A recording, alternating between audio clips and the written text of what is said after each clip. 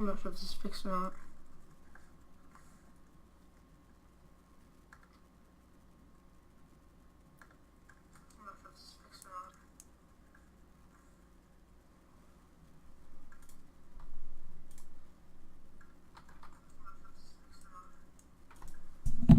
Let's turn this around real quick.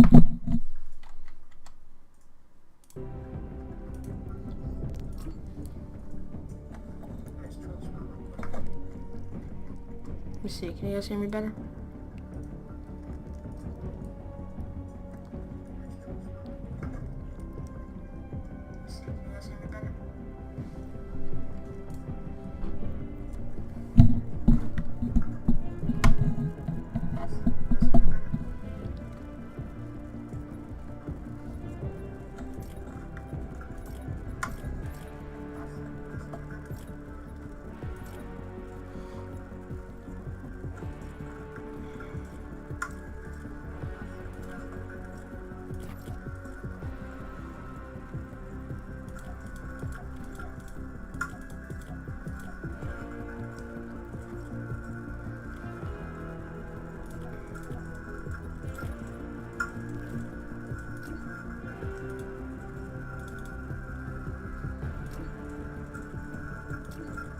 What do you mean?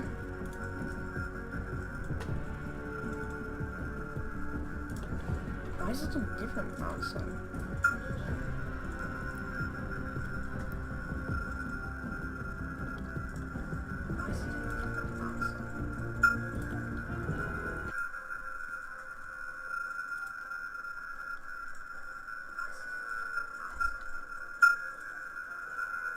That's weird.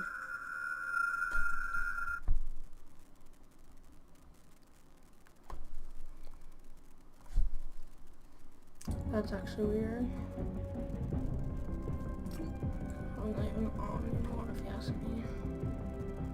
Just don't leave on.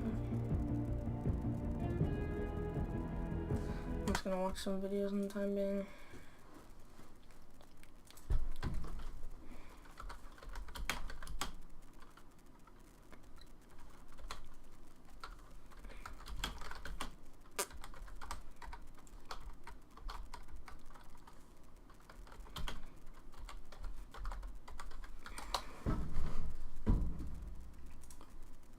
Hey guys, Adam here again, and today I'm going to show you how to build a high-performance gaming PC in the Bulldog 2.0 bare bones kit. All you'll need is a Phillips head screwdriver. First, let's start by opening the Bulldog. To do that, remove the 2 thumb screws in the back, lift and slide the top panel off, and then disconnect the LED cable. Next, we need to install the CPU. In order to do this, we need to remove the CPU socket cover. Then, open the socket, carefully insert the CPU, then close the socket. Now to install the H6SF water block. Remove the protective cap from the water block, line it up to the mounting holes, and then screw the block into the mounting holes. To install the memory, open the latches, and then insert the memory until it locks into place.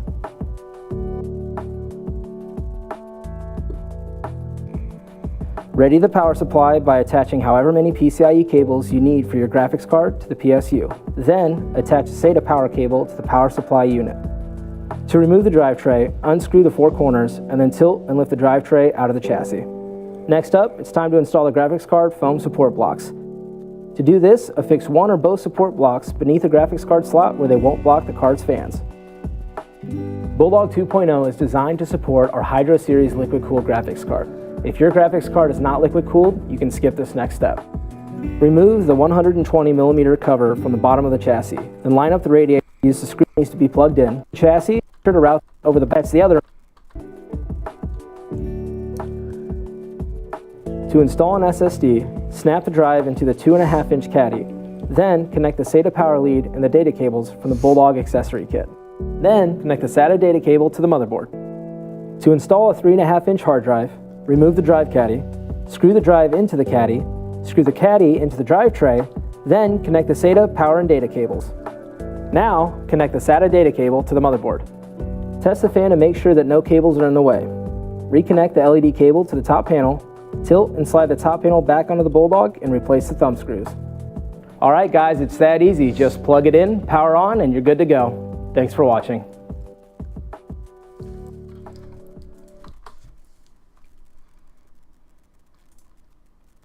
The battle begins. Group up with me. Excuse me for dropping in. Oh, let's break it. Tag!